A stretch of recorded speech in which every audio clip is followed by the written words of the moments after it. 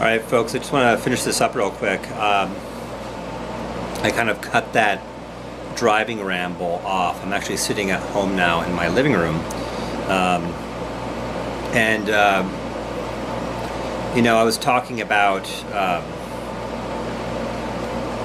the tiers and Rule 0, homages a little bit. And,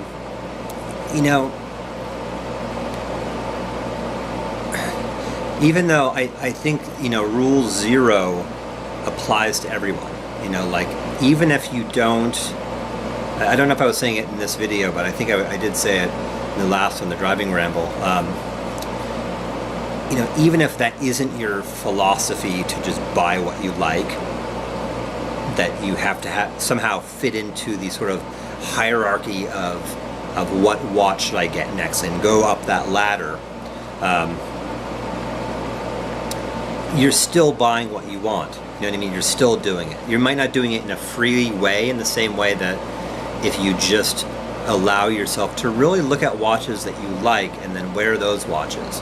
But you're still making a choice. You're still making a choice as to what ideology you buy into. So if you're still buying into the you haven't made it until you own a Rolex mentality, that's still you're still choosing to do that. Now, I personally disagree with that mentality. I think it's very limiting, and I think it also leads to a sense of lack for those who want a Rolex but can't afford one. And it leads to conflict. I mean, it's sort of like, men seem to be particularly prone to the pissing contest, so to speak, and wanting to be on the top and wanting to, and I think again that's why, say, Stuart doesn't like the tiers, is because you can use those ranks as a way of sort of like lording over others or feeling lorded over. And in that sense, I totally agree with it. I totally agree with him that the tiers are a negative thing. But at the last one I said, don't fear the tiers, because we can use systems like the tiers without being caught into it. It's like using categories or generalizations. Generalizations are often partially true. Now, if we just use them, I'm doing this in an awkward way where I'm holding the camera with my hand. If we use generalizations to sort of fence people in, then they are almost like it's like weaponizing generalizations. But I think it's the same with the tiers. Like, it's not about like saying, oh, now I need to get to the next tier, the next tier, the next tier, or I'm at this tier and he's at that tier. No, it's about just understanding the different qualities of watches and how different amounts of money generally equate with different levels of quality and different characteristics. So it's just a tool, and if we use it as a tool, we don't need to fear it. It doesn't need to fence us in. It's not a negative thing at all. It's just a tool. But the other thing that I want to say as part of this addendum to the driving ramble is, a lot of this depends upon one's personal temperament. Now, temperaments can be another category, like are you choleric, phlegmatic, melancholic, that sort of thing. Those are like the old Greek temperaments, and sanguine. I think they're based upon the elements, the Greek elements. But if we look at it just individually, like I have an individual temperament and sense of aesthetics and taste and so forth, that part of Rule 0, you could say pre-0 in a sense, or you could call that Rule 1, and this Rule 0 is know thyself. It's like the Delphic axiom, know thyself. Who are you as a watch collector? Who are you as a person? What do you value? What do you care about? And this is where it becomes really individual. I personally don't value prestige or rank or status. I don't care at all whether my watches are noticed by people. If anything, I prefer when they're not. I enjoy my watches for myself. They are my watches. I buy them for me. And of course, it's more than just functionality. Because it's just functionality, then I'd have, I would never have gone beyond the $50 Pulsar I wore for 5 years before getting into watches. But I enjoy these. I enjoy watch ownership, collecting. I enjoy the thing. I like talking about it with other people.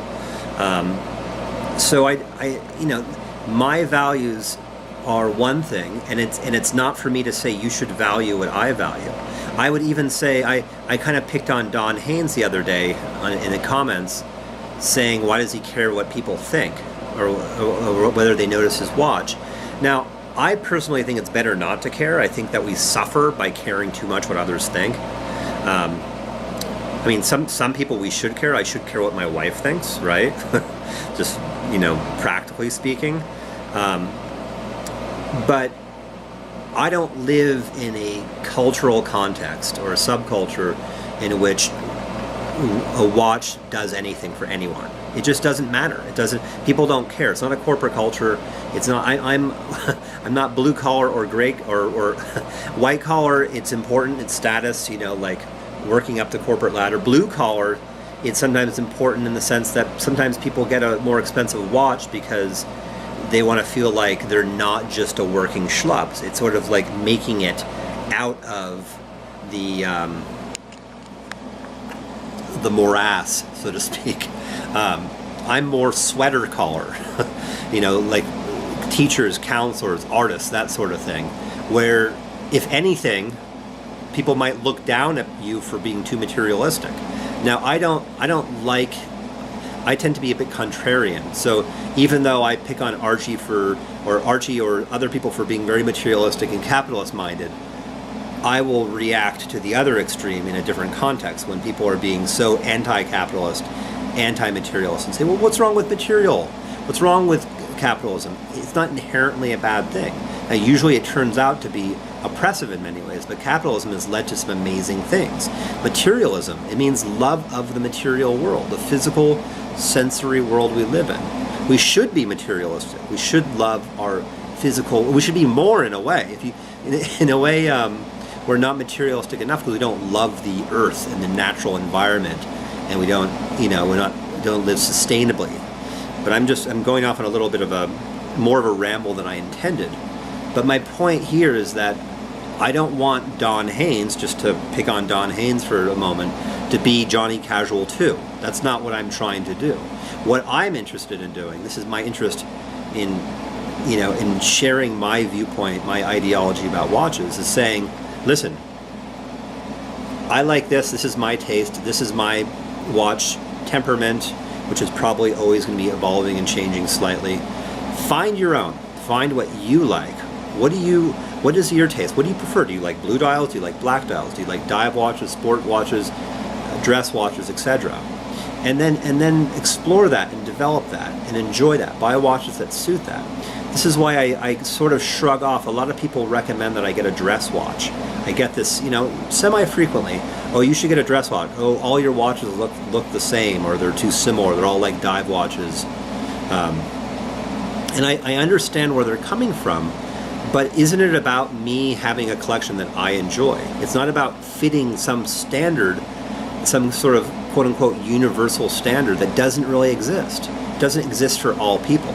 The standard should be your own. You should be creating it yourself. You should be developing your own aesthetic sense, your own knowledge of watches, of horology. One thing that I don't care about as much as many people do is the movement. I'm totally happy with a quality ETA movement. Now I understand there's something interesting in the horological significance of a Patek Philippe, very complicated finished movement that's is truly a work of art. And someday I could see wanting to get something, something really on that high tier 5 to 6 range, where it's a state-of-the-art in-house movement. But a modified ETA movement like this one has, ETA makes great quality, reliable movements. It's a very reliable movement.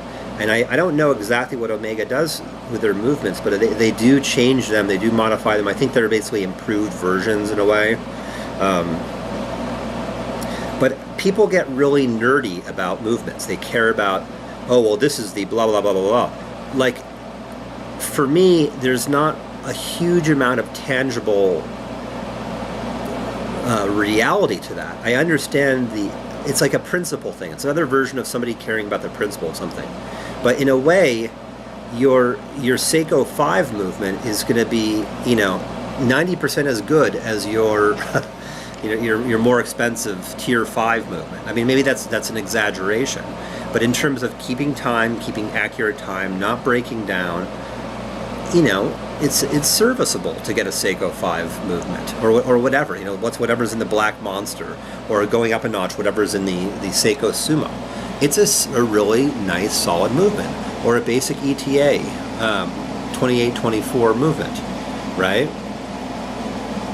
Now, this doesn't mean that I don't think there are differences in levels of movement. And I simply haven't researched. I don't have the knowledge. I think you'd really want to look. I think actually Don Haynes he seems to really get that world and really care about that world. I'm just saying that it's not part of my value system to put a huge amount of priority on the movement beyond a certain degree of, I want it to work, I want it to be well made, I want it to be reliable. But for me, what I put more emphasis on is the aesthetic experience, how it looks and how it feels on my wrist. And that includes the design, the build quality, the finishing of it, just the overall craftsmanship of it. And I have found that, in those tiers, the higher up you get, quote unquote, the more refined they become, the better quality they become aesthetically, in all ways, really, in a sense. In most ways, at least. Although I think you could argue that the best watch in the world from a purely functional sense would be like something like a G-Shock, Casio G-Shock. Rock solid, will last for a long time, can be easily replaced if it doesn't. It's not that expensive. It's not delicate, Anyway, so again, just to wrap this up a little bit, what I'm trying to get at and what I'm advocating for people to do is to understand who you are as a watch collector.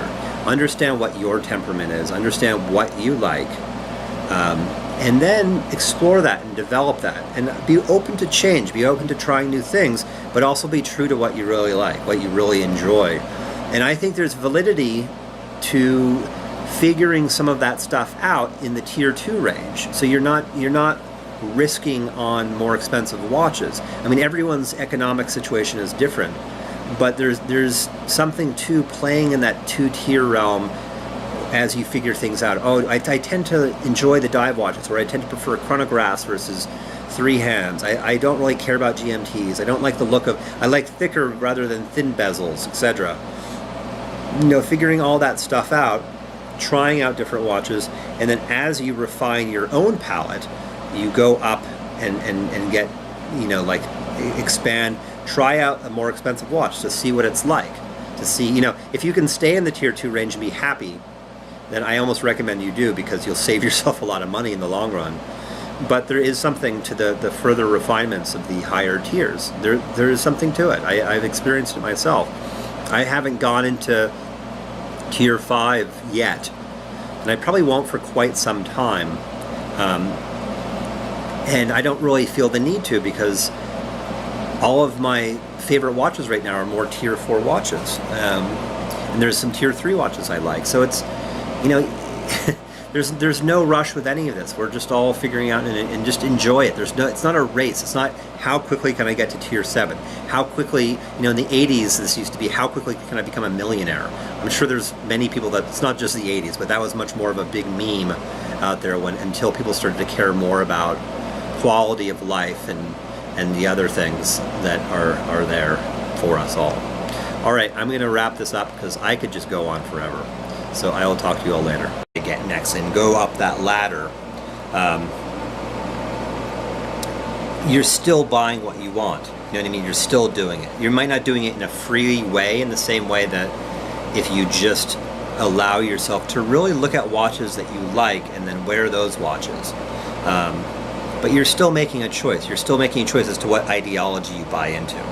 So if you're still buying into the you haven't made it until you own a Rolex mentality, that's still you're still choosing to do that. Now, I personally disagree with that mentality. I think it's very limiting, and I don't know if I was saying it in this video, but I think I did say it in the last one, the driving ramble. You know, even if that isn't your philosophy to just buy what you like, that you have to somehow fit into the sort of hierarchy of what watch should I. All right, folks, I just want to finish this up real quick. I kind of cut that driving ramble off. I'm actually sitting at home now in my living room, you know, I was talking about you know, the tiers and Rule 0, homages a little bit, and you know, even though I think, you know, Rule 0 applies to everyone, you know, like even if you don't